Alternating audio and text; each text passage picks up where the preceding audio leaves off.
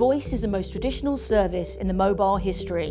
It's not a 5G killer app, but it's interesting that every leading 5G operator regards the construction of voice capabilities as a key milestone in 5G development.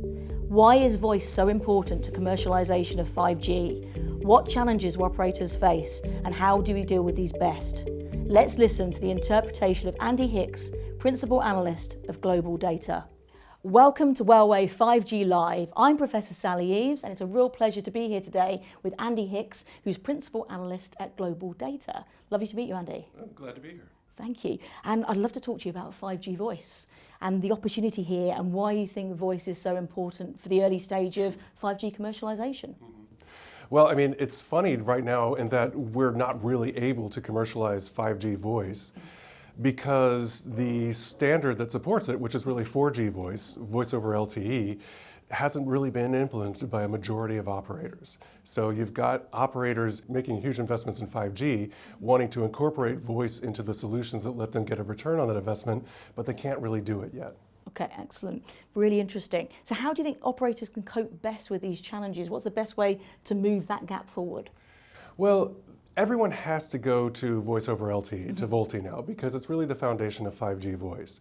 But a lot of carriers have made really rational business decisions to leave their voice traffic on 2G and 3G networks, which means that they have to be able to push VoLTE and 5G forward at the same time as serving their 2G and 3G traffic, because they can't just make that switch overnight. They can't migrate all the users and all the services there. So they have to have a core network that really lets them use 2G, 3G, 4G voice. That makes eminent sense, and I certainly believe there's still a lot of value in voice, and I think 5G is going to really enable that, and so I think there's a lot of business value still to be had. From your point of view, where do you think that value is most going to come from with the optimization of 5G? Yeah, a lot of enterprise services, some consumer services. Once you get to VoLTE, then the underlying infrastructure, IMS, starts letting you incorporate carrier voice into a variety of applications. So carriers are doing this today with things like enterprise mobility, contact centers, unified communications.